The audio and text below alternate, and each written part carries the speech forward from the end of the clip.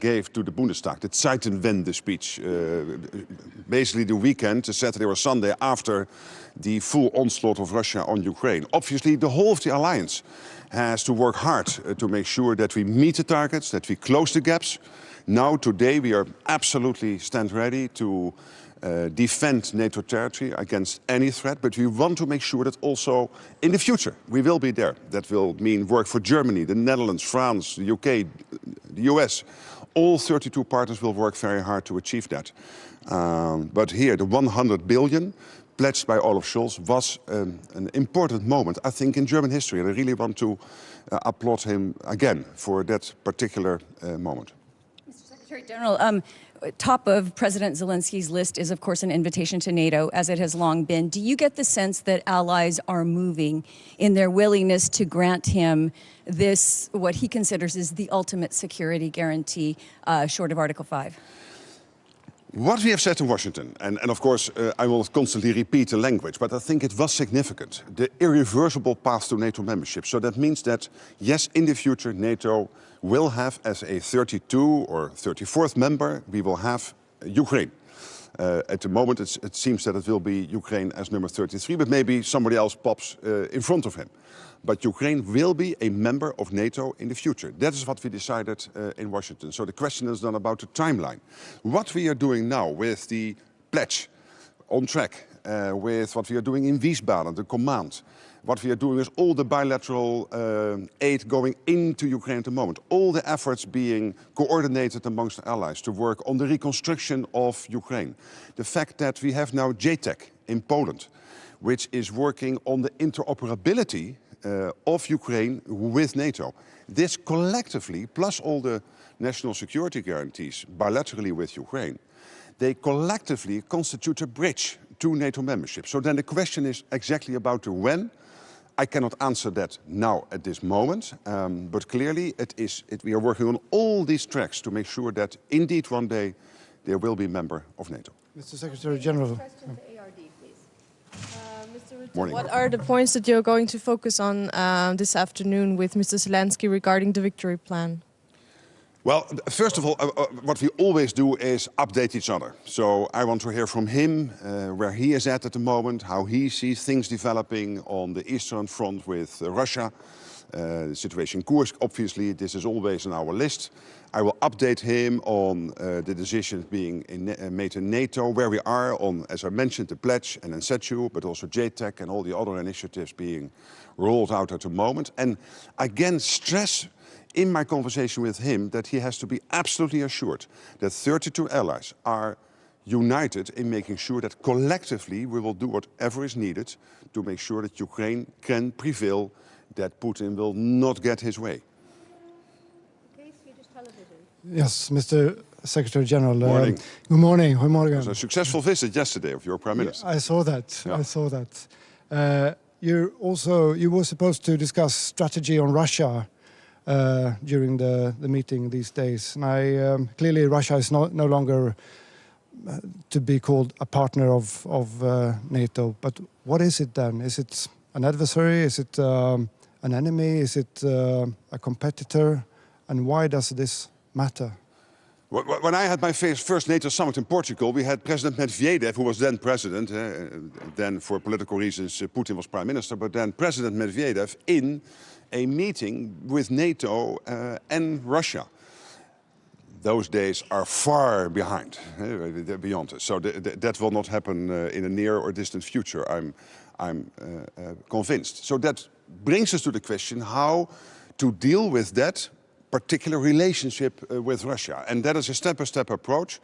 It might come up today. It will probably also be discussed when we have the foreign ministers meeting later this year. And this will probably take us right through to summer next year when we have the NATO summit in The Hague. How do we relate to Russia long term? The short term is clear, making sure that Putin does not get his way in Ukraine. But also for the longer term, there are questions to be answered. And as Secretary General, I don't want to preempt that debate, but that is ongoing. And rightly so, because this is a relationship we really have to carve out for the long term. Okay, over to the gentleman.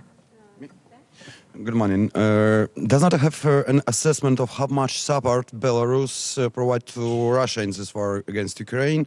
What kind of assistance it was, and does Belarus continue to provide it?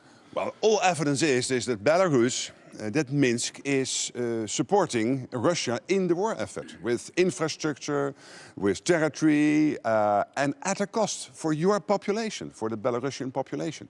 I mean, Belarus clearly is not doing this from a position of strength. And that means that it is hurting the country. It's not helping you, and it is helping and supporting Putin in the war effort against Ukraine. And this has got to stop. But obviously that's up to Belarus and the Belarusian politics and people to do that. But at this moment, your country is suffering because of your president providing that support from a position of weakness, can I say. Hello, good morning. Good morning. Aldin Kulic, Radio Sarajevo, Bosnia and Herzegovina. Yesterday you talked about Russia's influence in the Western Balkans, the risks for secessions in Bosnia and Herzegovina, and KFOR's role. What more should we expect ministers to discuss about stability in the region, especially Bosnia and Herzegovina? Yes, today, of course, tomorrow when we meet with the 32. So today will be with our partners in the Pacific. Tonight we have President Zelenskiy visiting. After that we have a meeting of the NATO-Ukraine Council. But tomorrow we will meet with the 32, and there we will very much focus on all other issues. And there's a long list, including, of course, KFOR. And that means that we have to be aware of the tensions on the Western Balkans. The fact that the Pristina-Belgrade dialogue is not moving ahead as we would love to and want to. The EU-facilitated dialogue, which we support, that we are, of course, worried about the secessionist tensions still trying to steer division within Bosnia and Herzegovina society. So that will be no doubt on the agenda, and to make sure that we do everything in our messaging and our concrete support to support the Western Balkans. And therefore I was particularly very glad with the meeting taking place in Berlin earlier this week under the leadership of Chancellor Scholz of the Western Balkan countries, because I know that Germany is particularly working very hard at bringing that group closer to the EU, closer to NATO for those who are not already in NATO, etc. Okay, thank you. One final question to the gentleman at the back. Can you raise your hand, please? Johan Andersson, Swedish Radio. What about the situation in Middle East, and how does this situation, this current situation, affects NATO? Well, obviously, I think all of us here, we are extremely worried about what is happening in the Middle East, in Gaza, Israel, of course, in Lebanon at the moment. Israel is fighting on multiple fronts against Iran and its proxies. It's costing a lot of lives, and that human suffering is paining all of us. And I know in my calls and meetings with allies that they are on an hour-to-hour basis trying to navigate that crisis. NATO obviously is not as an organization involved here. Indirectly, yes, because we have an important mission in Iraq on request of the Iraqi government, helping them to build their military and to improve their capabilities. But obviously this is very much on our mind, but probably not a main issue because of NATO not being part of that region. And as Stoltenberg said before, we cannot solve everything. We really have to concentrate on the Euro-Atlantic realm. Thank you very much. Thank you. See you later today, a couple of times. Great.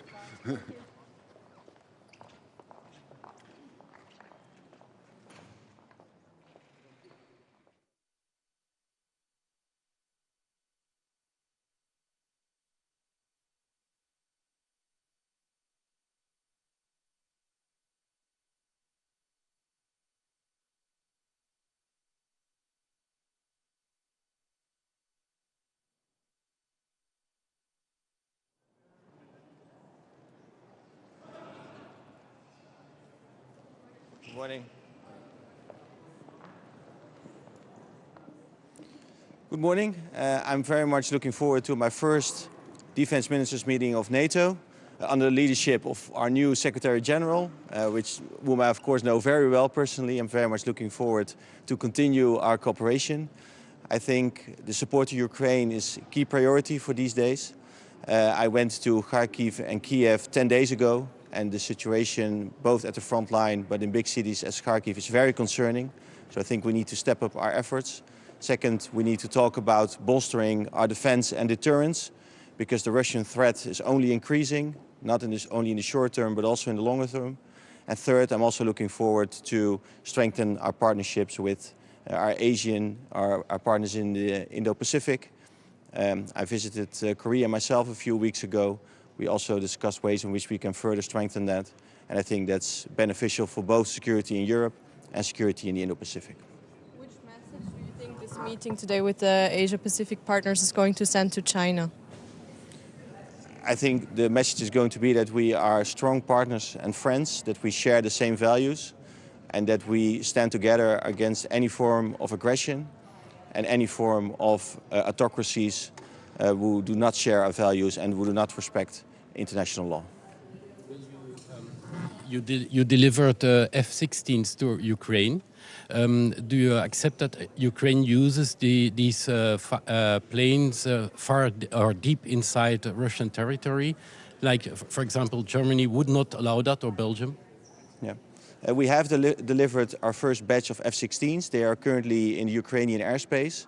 And we have always said that Ukraine needs to comply with international law. But international law does not contain any restrictions in terms of distance. International law doesn't stop at the border or 100 kilometers away from the border. So we allow Ukraine to use the F-16s for their self-defense. And for the self-defense, it might be needed to intercept missiles or to hit, for example, airfields in Russia, so military targets. And that's also allowed to do that inside Russian territory or in Russian airspace.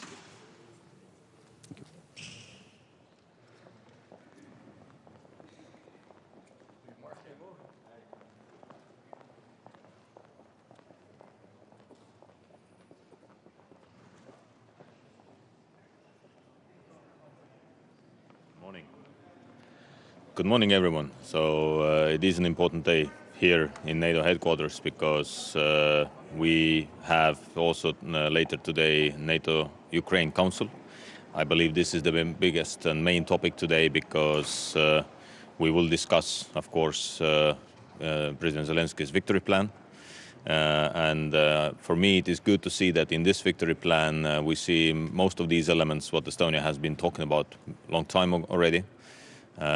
And the main focus of this is that Ukraine will win this war, of course, and territorial integrity, more help, more military support.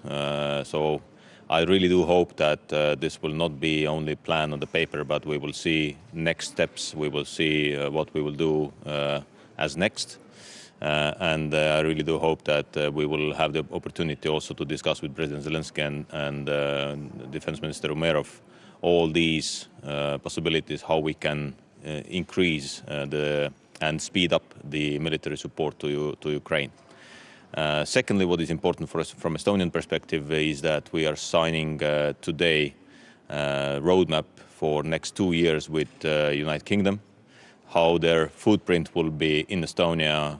We know that they have allocated a brigade to Estonia. We know that British troops will increase their presence in Estonia regarding the equipment, regarding the capabilities. And we will inform, of course, and then publish a press release later today. But from bilateral cooperation, this is very important, and it's very, very important that also French troops are part of this agreement. Thirdly, of course, we start today with the partners. For me personally, it is very important that the partners are on board. The situation in Asia, South China Sea, and in the neighborhood is still quite tense. And we hope to get some more information, and we see how Russia is increasing their cooperation with North Korea and China. And this is why I believe that our cooperation with Japan, with Korea, with Australia and New Zealand is very, very important. So it's a milestone event because we have never had before such an event. And last but not least, fourth topic for me, I'm very happy to announce that Sweden will officially join the IT coalition in support for Ukraine. You know that Estonia and Luxembourg are leading the IT coalition, and this is very, very important that we have more and more countries joining the IT coalition. And now we try to get also more speedy process from NATO headquarters, specifically NSPA, so NATO Procurement Agency. Just to remark regarding the NATO headquarters, we know that the military support mission NSATU needs to be also implemented very quickly, and Estonia has done its share. So we have given our person, our officer, to this mission, and we have also fulfilled our obligation. What we said that we will help Ukraine with military support at least with 0.25% from our GDP this year. So these four topics. Question.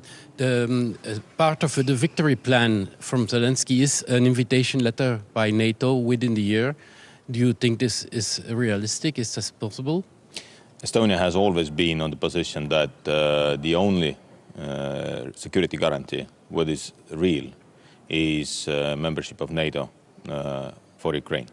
So we really do hope that, you know, that's what why I said that I really do hope that it will not be only the plan or the paper, that we will see actions and we will see some next steps. And I hope that President Zelensky, when he visited the United States, he discussed also that with the US government, and we will see next steps in next year. All NATO countries are not as eager as Estonia in supporting Ukraine. How would you encourage them to go further? Well, I just suggest them to look at the battlefield situation. Every single day there are people who are dying. Every single day there are mothers who are losing their children. Every single day there are children who are losing their fathers or mothers. And this is the real situation. People are dying every single day. And it is in our hands to say that no, that we are not helping Ukraine to fight this war, but we are helping Ukraine to win this war. So this is the main message, and we all know that Ukraine is also fighting for our values, for our freedoms at the moment in Ukraine against the aggressor, Russia. On the meeting with the AP4, what is the strategy to go forward with China, who has somehow become involved as well in the war in Ukraine by delivering dual-use goods, for example? Well, definitely this is one of the biggest challenges we have, because we clearly see that China is playing on both ends. China is cooperating with Russia in the same or at the same time they don't want to lose the connection to the West, to the United States. So definitely it is very important that we keep this in mind, that we need to also pressure China in order to not to help Russia, because these are the values we are standing for. We are standing for the freedoms, we are standing for the free press. You are here today, so we don't see that in dictatorships. So let's see how it evolves. It's definitely a challenge for all of us, and this is why also we have this meeting today with the partners to get their opinion, their view on the region more closely. Danger that we come back to a kind of Cold War situation with blocs, Iran, China, Russia, North Korea on the one hand, and then the NATO allies on the other? I see that Russia is moving in that direction, that they are trying to form that kind of axis of evil, or that kind of composition of countries which will be against the freedoms, against the free world, against the democracies. So this is why it is very important for us to be united, for us to be as one, and not to let this happen, that the free world will disappear. Yes, last question, because there is someone coming. So. Hi. Today, the Secretary-General will lay out that of what NATO has promised for this year, half has been delivered. Is that a high enough ambition for you, simply to say that keeping this at current levels and delivering on the schedule that you said you would, is that enough to put Ukraine in this strong position that Zelensky needs to possibly negotiate at some point for an end to the war? We've always been saying that we need to do more. This is why we came out with the victory plan from our side, or the victory strategy for Ukraine. And in this paper we said that it has to be at least 0.25 from each country's GDP. When each country would do that, then we would have around 120 billion annually. But we are not giving, or we are not getting even half of that. So of course we need to push forward, and you know, at the end of the day, we have to support Ukrainians, and we have to support implementation of that victory plan what Zelensky has offered. Thank you.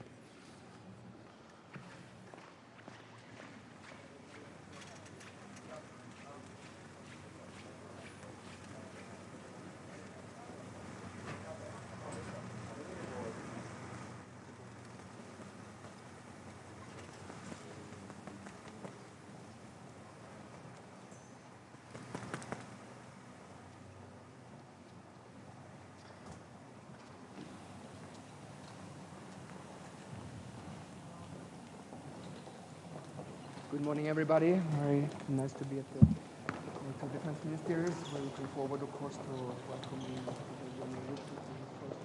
Defense Ministerial. We're going to have an intensive 2 days. Of course, we're going to be talking with the AP4 countries about the Indo-Pacific and the connection to the Euro-Atlantic region. On the Swedish perspective, we think it's very important to intensify the cooperation between our 4 Indo-Pacific partners, both Australia, New Zealand, South Korea and Japan. Sweden just recently also launched a defense policy strategy for the Indo-Pacific as well. And I traveled extensively in the region. After that, of course, we're looking forward also to the NUC meeting and the meeting with Minister Umerov and possibly President Zelensky. Sweden is a very sizable contributor to Ukraine. We're going to continue supporting Ukraine for as long as it takes. We are right now, of course, doing a lot of transitioning in our support. We are delivering on our 17th support package, but also going to be doing more donations as well. Lastly, let me also say that for the meeting on Friday, Sweden recently proposed a bill to the Swedish Parliament where we announced that we're going to contribute with a reduced battalion to FLF in Latvia. We're going to contribute to NATO air policing and also to NATO standing maritime forces. In addition, just 2 days ago, we launched also a bill to the Swedish Parliament where we are increasing our defense investment. So by next year, we're going to be up at 2.4%, and by 2028, we're going to be at 2.6% of GDP. So I think this will be an important contribution for Sweden wanting to be a security provider within the alliance. Burden sharing, and the US yesterday explained that actually to live up to the deterrence targets of NATO in the upcoming years, the allies would have to step up and possibly contribute 2.5 or 3%, even 3% of GDP. Do you think this is realistic, given that now only 23 allies have even achieved the 2% target? It's a floor, but it's not the ceiling, and it's not nearly enough for the needs that Sweden has, and therefore we're going up to a trajectory of 2.6% by 2028. We, of course, now when we present this defense bill, everything that's in this defense bill will be making sure that we also can have a better capability to live up to the capability targets. The capability targets are demanding and they're ambitious, but they have to be that. A top priority for Sweden is to make sure that the new regional plans that now are being drafted are executable. In the case of Sweden, we focus quite a lot on enablement, meaning focusing on logistics, maintenance, spare parts, both to have the ability to fight tonight, but also to have a stronger resilience into our armed forces. And we identified the numerous lessons, of course, from the battlefield in Ukraine that were also integrated into the Swedish armed forces. Victory plan that Zelensky is presenting, he wants to be invited by NATO for membership within the year. Is this possible? victory plan, and we take note, we firmly stand behind the conclusions from the Washington summit that Ukraine is on an irreversible track on becoming a full-fledged member of NATO, which is important. Let me also say that we have many things to learn from Ukraine, both when it comes for defense innovation, and they have strong armed forces as well. President Zelensky also wants more security guarantees from NATO allies, even short of Article 5. If he walks away from here without additional security guarantees, doesn't that put him in a more insecure position? And what kind of support do you think he can get today? Remains to be seen. As I said, we welcome the plan, and it's going to be discussed tonight, and then we see how the discussions evolve. Of course, membership here and now is not an option because Ukraine is in the case of war. Of course, we as you know, we were an invitee into the alliance, and we had very close collaboration with NATO as a partner, and we'll be glad to share any experience that we have from that process.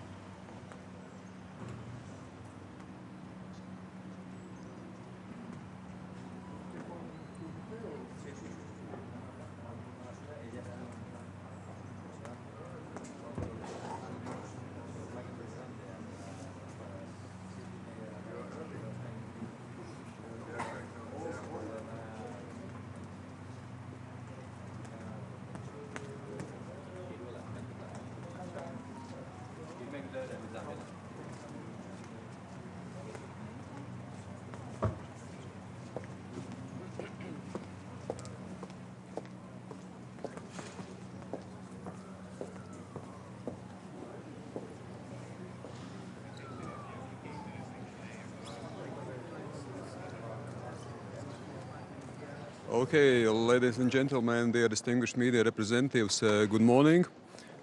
This is an important meeting today and tomorrow as well. Of course, there are important subjects timely to discuss. Also under new leadership of Secretary-General Mark Rutte. I am absolutely certain that there will be continuity of the activities, the plans, the ambitions which have been already implemented under the previous Secretary-General. And of course, it is important to continuously focus on defense and deterrence of NATO, on implementing regional plans, on, of course, implementing rotational model. It's extremely important for the eastern flank, also for Latvia, rotational model and protecting our airspace. Of course, it is important continuously to support Ukraine until victory. We underline the importance of Ukraine using all assets, also Western assets, NATO assets provided by NATO members, also to target legitimate targets on Russian territory. Ukraine has absolute right to self-defense, and that's why also this is absolutely legitimate. And of course also important to discuss what happens more globally, including in Indo-Pacific, also what are the Russia's activities, how we can contest, constrain, challenge also those Russia's activities, because of course it is also about hearts and minds and interests more globally. So that's why Indo-Pacific is also a very important field of strategic interest for NATO. The frontline countries have been asking for more NATO clarity on what to do about airspace incursions. Yep. You're talking about putting up a wall of drones, things like this. But what do you want from NATO? More air defense, but also more political guidance on what they intend to do when there are, for example, the armed drones that crash in your country? Absolutely. We have experienced a serious incident. Incursion by Russian Shahed drone on Latvian soil in Latvian airspace, and we must remember that Latvian airspace is NATO airspace. Crossing Latvian border, it's crossing NATO airspace and NATO border. So that's why we have committed ourselves to defending the NATO territory from first inch, and it means also first inch in air. That's why absolutely it is important that we strategically and politically move forward with those ambitions and commitments which have been made. It is about rotational model, implementing those rotational model. On Eastern flank, we see that there are also the necessity to upgrade air policing to air defense mission, that it's not just about dealing with Russian jet fighters, but also, as we see, with such objects as armed drones. So it is about NATO credibility. It is about credibility, how we are able to respond. I think we already made some adjustments. Eastern flank countries have made a very clear statements in this regard. B9, Bucharest 9 meeting was just recently taking place, and also there was underlining importance of dealing together. So it means that we should implement those long-term already ambitions and commitments immediately to react right now, and also to adjust to the new challenges. And drones absolutely are new challenges. Well, it's a new reality, and the war is closer than it seems. But do you want them to be shot down? Do you want NATO to be prepared in NATO airspace with the air mission to shoot them down before they possibly land on a Latvian village? Is that what you're asking? We believe that, of course, once it crosses NATO border, first of all, it must be detected clearly, and then, of course, it is allowed, the circumstances allows, it should be intercepted, basically being shot down. Yep. On the victory plan of President Zelensky, how realistic do you think is his demand to get an invitation for NATO membership within a year? I mean, of course, we will see also the more detailed plan, but we support the victory plan. We believe that Ukraine must have victory against aggressor country. It is for all of us important. It is about the wider repercussions, implications. If we don't invest in supporting Ukraine as much as we can, as long as it takes right now, of course, the costs will be higher in the future. So that's why implications of what we do right now are extremely important. Latvia has supported the NATO membership for Ukraine, but at the very end, it is about 32 members of NATO which should unanimously also agree on NATO membership. So the dialogue, the discussion, the conversation within alliance also goes on. Latvia has a clear stance in this regard. Some NATO members don't allow Ukraine to use the weapons that are delivered deep inside Russia, like, for example, Germany. What is your position on this? Well, I already stated my and our position, and it's very clear. It is that Ukraine must be allowed to use weapons provided also on hitting legitimate targets on Russian territory. If President Zelensky walks away without anything new, given his presentation of the peace plan, is he in a more insecure position than he arrives in Brussels?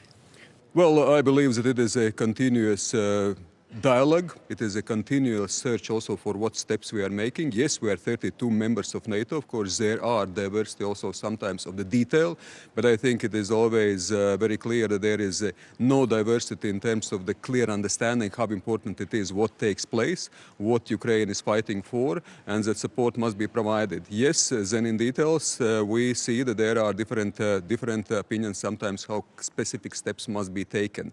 We must also remember that already back in Vilnius summit, the NATO membership for Ukraine, it was agreed when conditions allow and allies agree. So allies agree is an important part of this. But then again, what we see strategically and clearly in Washington summit, irreversibility of Ukraine's path to NATO. So I think it was very clearly stated. Yes, so now already we discuss more about details, how we make this irreversible path as soon, as short as possible. One of the biggest partner in drone coalition for Ukraine. Yes. Are you looking for buying some Ukrainian product drones for your army? Maybe you're interested in it. It's important for our industry to know that we have some partners who are ready to buy our production. We have, of course, very close partnership with Ukraine in this regard. So yes, it's a co-led, the drone coalition is being co-led by UK and Latvia. And Latvia, of course, puts a great emphasis and effort in the success of this coalition. We are also in continuous dialogue with our Ukrainian counterparts, what is exactly needed. We see that there are several ways how to provide and contribute to the success of the drone coalition and the primary goal, of course, the success of Ukraine fighting for its independence and freedom. And there, of course, are the bilateral donations by nation states, by local industry. There is a specific fund which is also open for wider procurement, and there are also drone coalition members which are investing directly into Ukraine. So that's why, of course, we strongly encourage to move forward with all those activities. And Ukraine must be on board, very actively involved. Ukraine has I think, immense experience in drone warfighting. I think we can also learn a lot from what Ukraine is doing, also in terms of developing technology. So I see this is a long-term cooperation project, and I would say the mission and ambition for a long term for us to cooperate, and also, of course, to take into account what are the experiences, technologies, know-how of Ukrainian soldiers, Ukrainian industry, Ukrainian innovation. Donald Trump seems to be confident to have the ability to end the war in Ukraine in 24 hours. If he was elected president in 2 weeks, how would that affect NATO relations and more broadly the world order? Well, of course, the elections in U.S. are very important. The U.S. is indispensable in NATO security and defense and deterrence efficiency and strengths. Of course, it is also very important, indispensable, integral part of supporting Ukraine in its war effort, in its fight for freedom. So that's why, of course, we look very carefully. At the same time, we must remember that now we speak about a pre-election campaign. Of course, there are different information and campaign slogans are coming out. At the very end, I believe that the U.S. will be continuously supporting Ukraine. Yes, might be some difference of emphasis, but U.S. is important. It will support, and I think also Mark Rutte has expressed it very clearly. We move forward with any administration. All administrations, I think also in the United States, are very aware of the fact that Ukraine fight for its freedom, and that implications of that fight is much wider also for the United States. Thank you very much. Yes, have a nice day. Bye-bye. Thanks.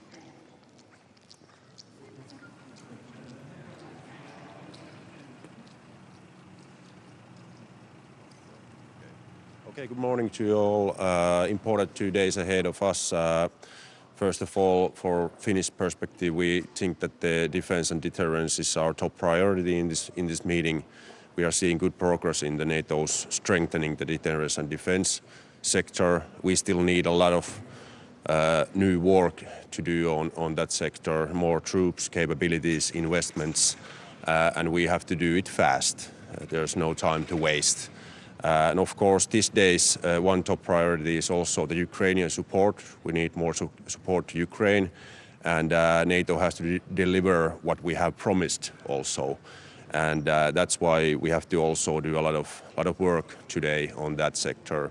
And third pillar is our partners, global partners.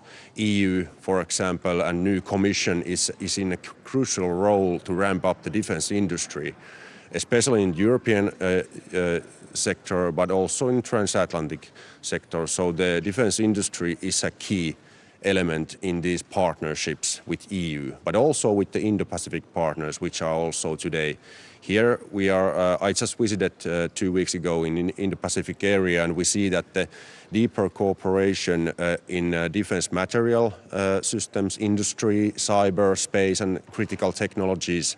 There's a lot of potential in future years. Not only with Finland, but we see that all the NATO countries with Indo-Pacific partners can do a closer cooperation in those fields.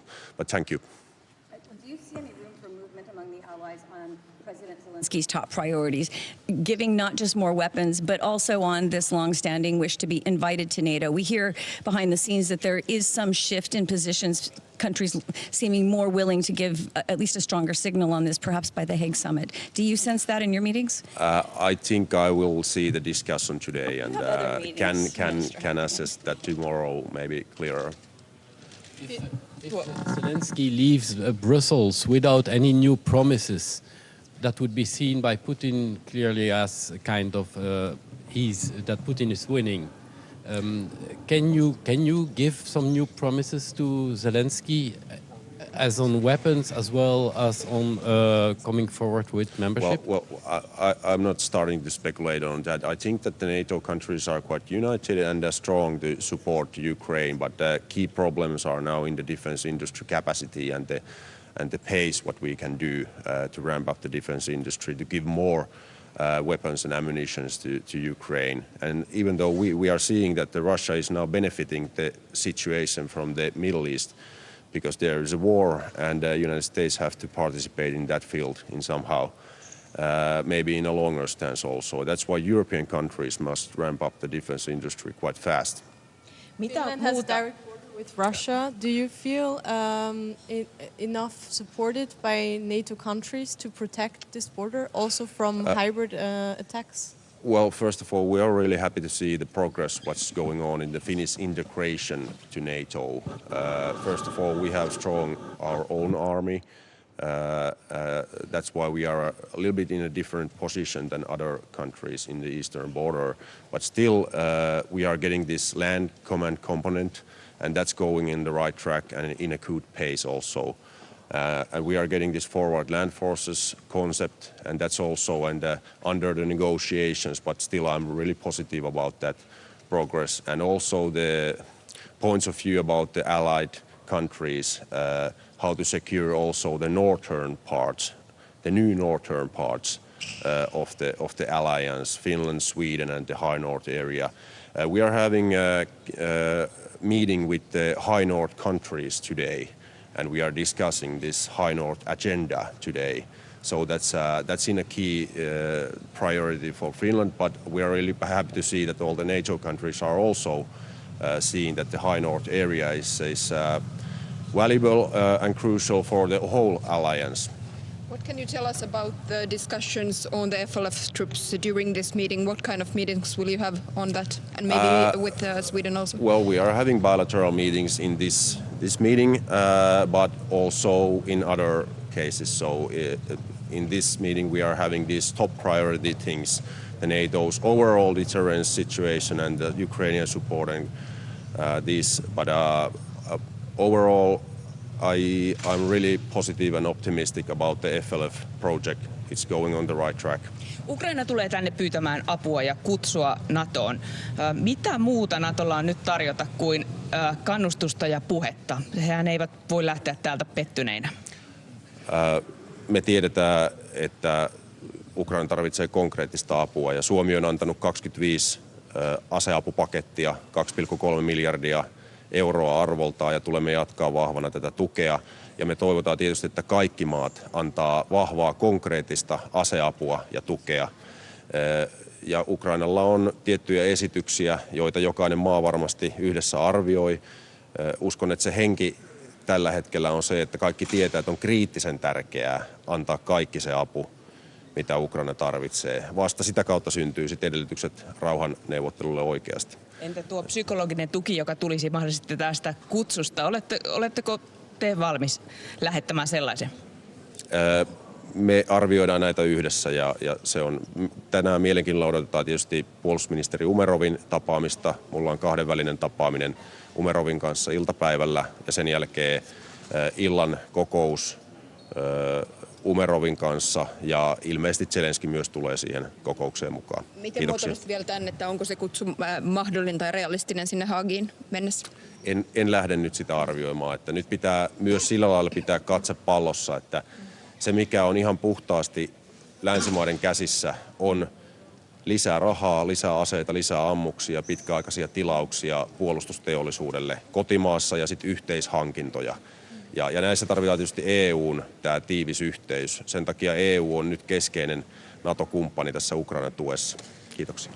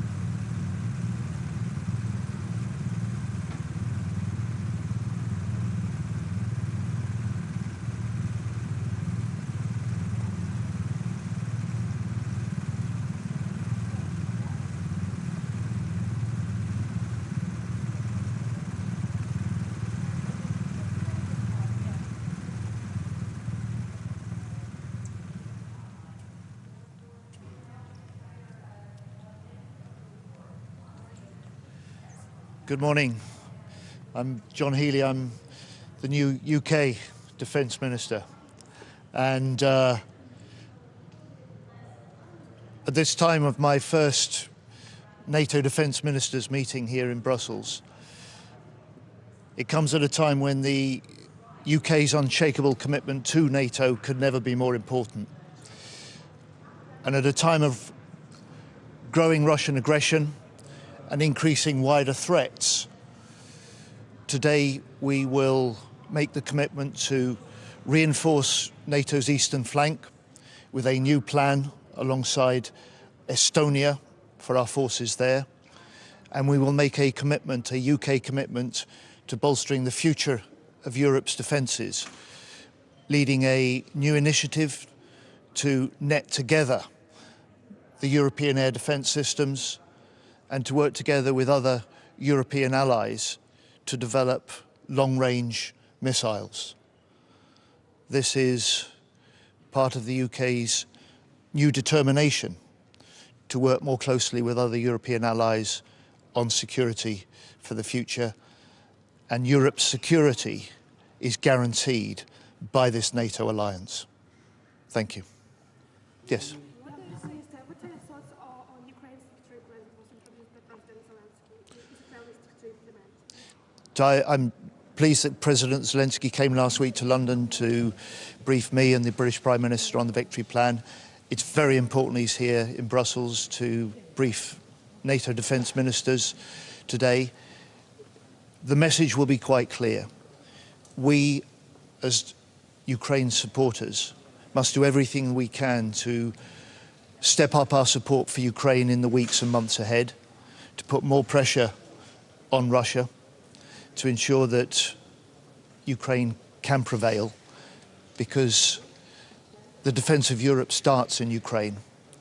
They're fighting for the same values and same beliefs and same freedoms that we prize, and we owe them that duty to stand with them for as long as it takes. What can you give President Zelensky on his way home? What new promises can you provide? Well, we've been a UK government for just 3 months now. On day 2 in my job, I was in Odessa with President Zelensky because Ukraine is a first-order priority for me as the UK Defence Secretary and for the UK government. So we've stepped up our UK support for Ukraine, military aid. We've stepped up the production of fresh weapons, including air defence systems, which the Ukraine are asking for. And we've also struck a new treaty for export guarantees and industrial production. And in that way, like other allies together, we can help with the provision of military aid now and the production of what Ukraine needs in the weeks and months ahead. Today is also the meeting of the AP4 countries together with the allies. Which strategy should the NATO adopt here together with its partners when it comes to China, who has become militarily involved also in the Ukrainian conflict? Look, I'm delighted we've got the 4 defence ministers from the IP4 here with us today at NATO. It stresses for me 2 things. First of all, that the security of the North Atlantic is indivisible from the security of the Indo-Pacific. So the concerns about the Indo-Pacific are also concerns for NATO nations. And secondly, with President Zelensky here, some of the staunchest supporters for Ukraine's fight for freedom have been countries like the IP4 that are not in the NATO area, but in the Indo-Pacific area. They're fighting and they stand for the same freedoms and values that we do. And Ukraine's fight is also their fight. Thank you very much. One last question.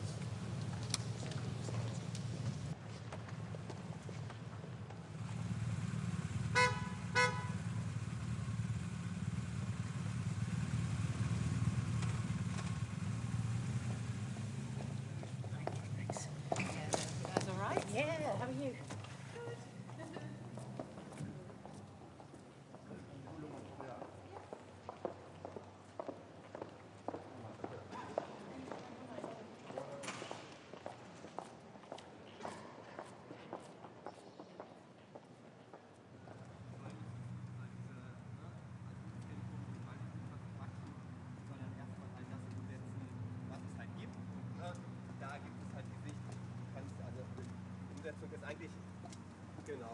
2 Jahren vorgesehen und da sagt Deutschland jetzt irgendwie, wollen wir das auch schneller machen?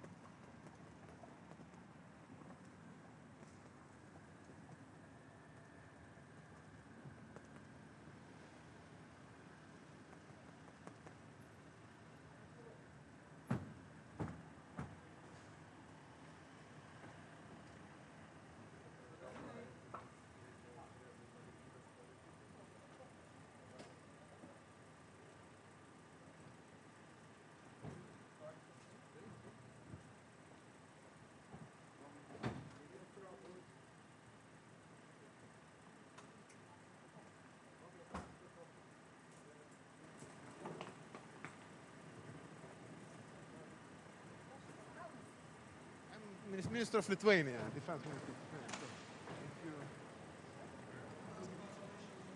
Belarus border. Do you fix any activity of Belarusian troops, or how it looks the situation with illegal migrants on your border? Illegal migration now, the situation is quite stable. I think we implemented the tools who let us stabilize and control the situation.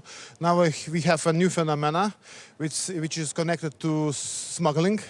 We're using now not the drones for the smuggling, but the meteorological balloons. And we're bringing the cigarettes to our country by the balloons who are not controlled. But anyway, we are like create the risk especially for civilian aviation. So now we're implementing the tools against smuggling networks, but also sending the signals to the Belarusian side to stop that kind of activities, because it creates the risk for civilian aviation.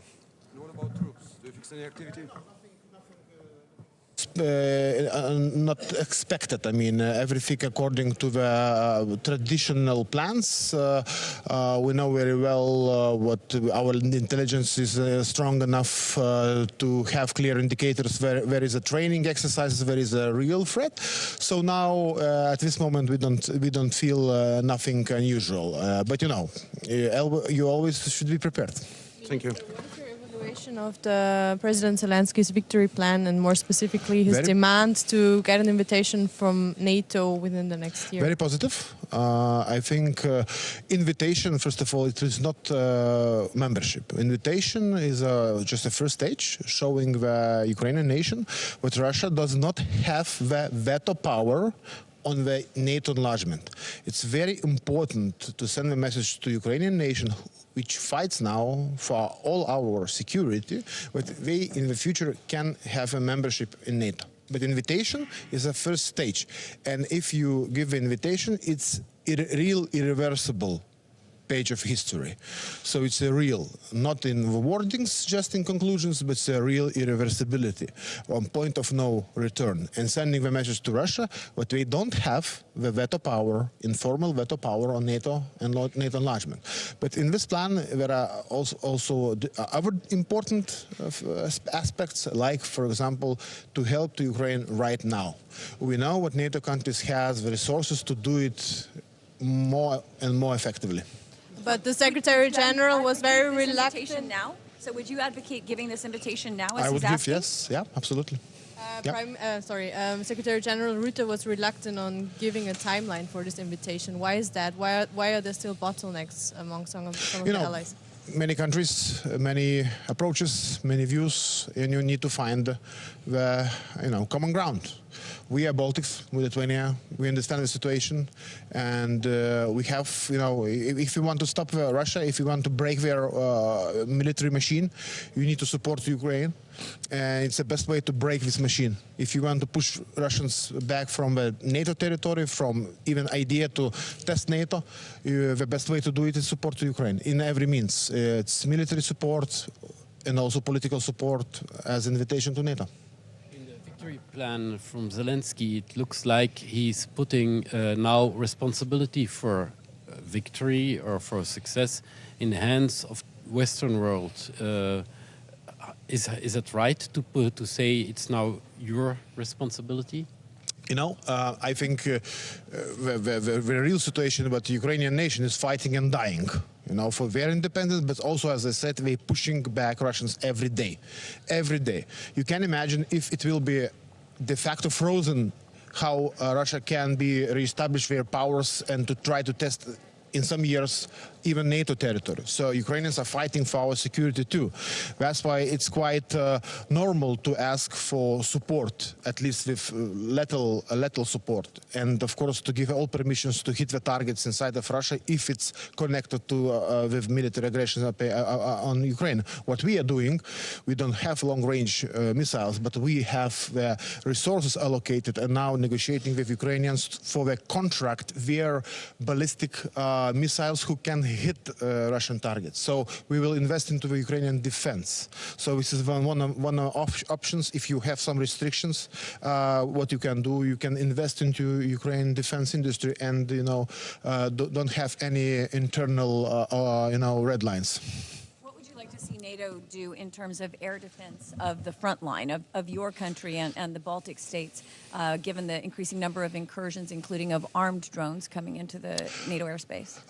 We have confirmed in Vilnius, now reconfirmed with additional details in Washington summit, the rotational air defense model, which is to the all eastern flank, but especially to the Baltics. So we had one success story, and I want to thank Netherlands, who deployed the Patriot system, which were plugged in Lithuanian air defense systems with NASAMS systems on summer, and we had good training, and I think it was a good experience. And now we are working on such kind of trainings could be more and more and more. So we are talking with many now NATO countries to deploy at least for trainings, at least for a short time, via ground-based air defense forces. Also, we are investing in ourselves. Just last week, we signed 2 new contracts on mobile short-range air defense system with Swedish Saab on M-Shorts, and also NASAMS. It's a third battery which we will have in Lithuania. A new contract we signed with Norwegian company Kongsberg. So we're investing a lot ourselves, but would like to implement also rotational air defense model with participation of other NATO countries. The number of incursions is still rising, even with all of these measures you're taking. So what needs to be done? You know, it depends on the incursion. You know, so if you're talking about Shahed drones, so there are tools how when you detect them, there are tools how you can destroy it by a fighter jet, or using some more softer arms from the ground. So it's also lessons learned from Ukraine. We know what to do. I mean, so we're investing a lot of nationally, but if you talk about cruise missiles, if you talk about ballistical missiles, different planes, jets, which is coming from adversary. So air defense model with Patriots, SAMT, NASAMS, IRIS-T works well. When it comes to supporting Ukraine, EU-NATO partnership is of course very important to coordinate also the efforts. There's a Lithuanian candidate now to become defense commissioner. Yeah, how do you think today, yeah. So how do you think that Kubilius might influence also this partnership or foster further partnership between you and NATO? He will influence it very positive way. I'm sure about that, because I know him, former prime minister of my country. He's a strong politician. Now he challenged for him to take this portfolio, which is quite just empty, and to put the instruments into that. So many things what he can do: support Ukrainian defense industry with European resources, also to support our eastern flank. We will talk today about counter-mobility measures, military mobility, where we can put more European resources. It will be like a border sharing and sharing with NATO. NATO is more defense, hard defense. EU as a more soft defense. The main aim and challenge for him to give a push to our defense industry. We see a new defense industry lines, but not new factories. We need not evolution, we need a revolution. So this is the main challenge for him. I hope he will succeed. Some things that were labeled as impossible, like delivering fighter tanks, fighter jets, actually became reality after months of debate. Do you expect a similar thing to happen with the invitee status of Ukraine, starting on this meeting? Yeah, I have hope, of course. It won't be very easy, but I have hope. I mean, we need to do it. Yeah, absolutely. Thank you. Okay, bye. Thank you.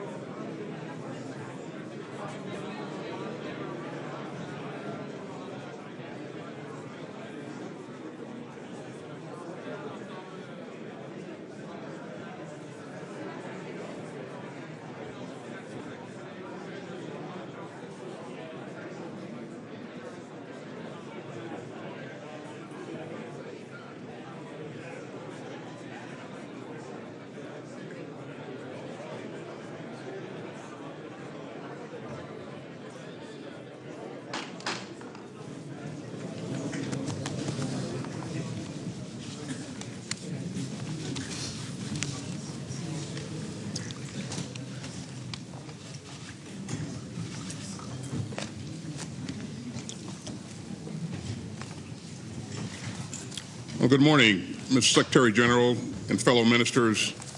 It has been 10 years since a dozen countries mobilized in the global coalition to defeat ISIS. By the end of 2014, that coalition's membership had grown to more than 60 countries. Today, our coalition is 87 members strong. About a third of those members contributed forces to the coalition's military campaign, Operation Inherent Resolve. I was proud to help lead that fight in uniform as commander of U.S. Central Command. I'm glad to see those valued partners represented here this morning. By working together, we achieved tremendous success against a cruel terrorist adversary that in 2014 had seized a vast swath of territory across Iraq and Syria.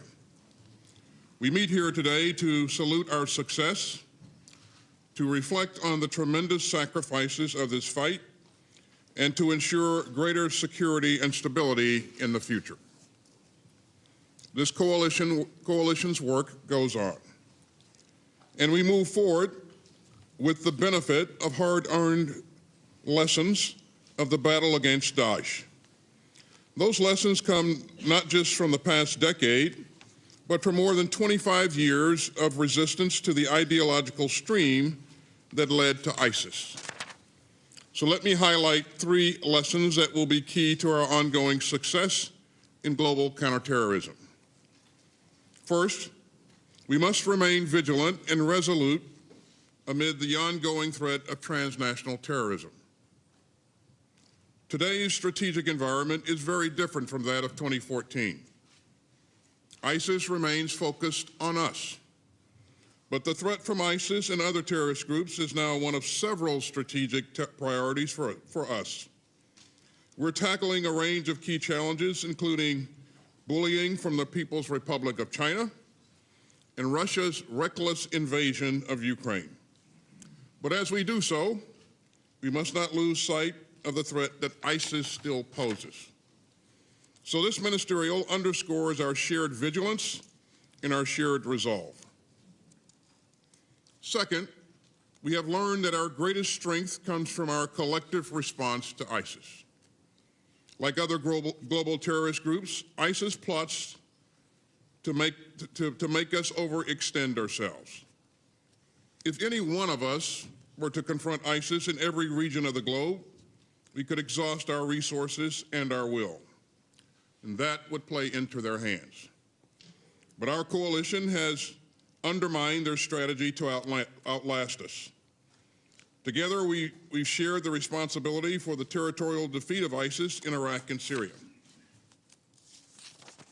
And together, we have the global presence and resources to confront ISIS wherever it may emerge. And I should note that our discussions today about West Africa and Central Asia will focus on expanding our efforts to counter key ISIS affiliates.